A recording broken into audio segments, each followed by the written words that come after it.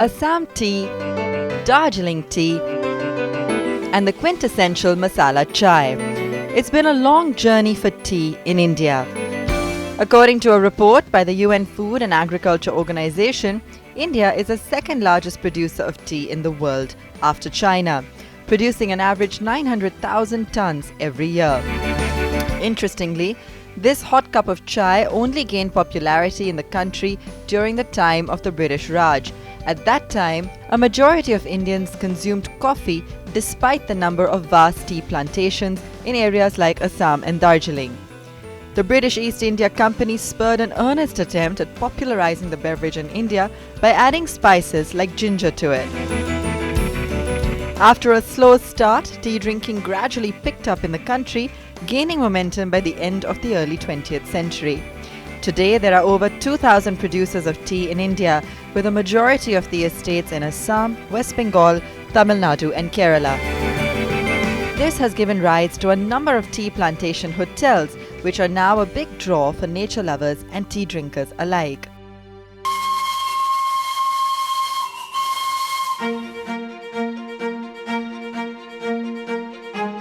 Take for instance the Glenburn Tea Estate in Darjeeling, that's home to almost a quarter of India's overall tea production. A boutique hotel, it's poised above the scenic river Rangeet and is famous for its tea leaf pakoras. Ensconced on a hill, the Taj Savoy Hotel sprawls over 6 acres of landscape gardens, offering colonial-style cottages that were built between 1834 and 1865.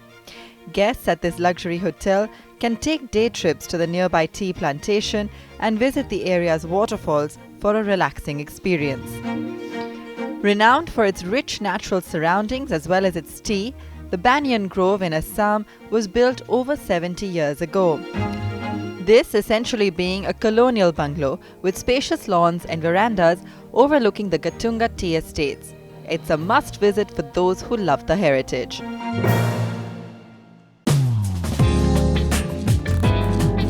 And in the luxury space, high tea seems to be a bit of a rage. The Yacha at BKC, a contemporary dim sum tea house, offers 10 different types of tea sourced from all over the world.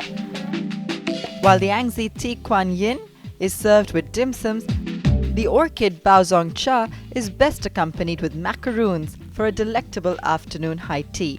If you go to see the origin of high tea, it was a time where you would feel hungry, so you want to eat pretty good until dinner time. It is very English, but traditionally, we have, especially in the north, there's a chai pe bulaya hai or chai pe aa jao ghar pe, which literally means this. The high tea culture in India today has also found its place in the corporate world. Radhika Shah, an accomplished tea sommelier, set up Mumbai's first tea boutique in 2006. She hosts tea ceremonies for corporates, art shows and events like the Derby. We do a very interesting tea appreciation or a ceremony which takes them through each part of the day. The liquor is beautiful, it kind of revs up the metabolism and charges you, like I said, for the day. It doesn't make you feel sluggish and doesn't give you an instant high and an instant dip. A typical high tea ceremony would begin with a bright morning tea, longjing from China, followed by a smoky oolong for a mid-afternoon snack, and finally a cup of Kashmiri kawa to finish the day. Because it just helps you relax and get ready for another day. And who would have thought that now tea could be sipped alongside a glass of wine? For instance, this cup of Lapsang Chu Song tea is best paired with red wine of the Shiraz variety. They share the same vocabulary, wine and tea. You're basically talking about the aromas, the bouquet, with both tea and with wine. And at the end of the day, it's also such a beautifully experiential product.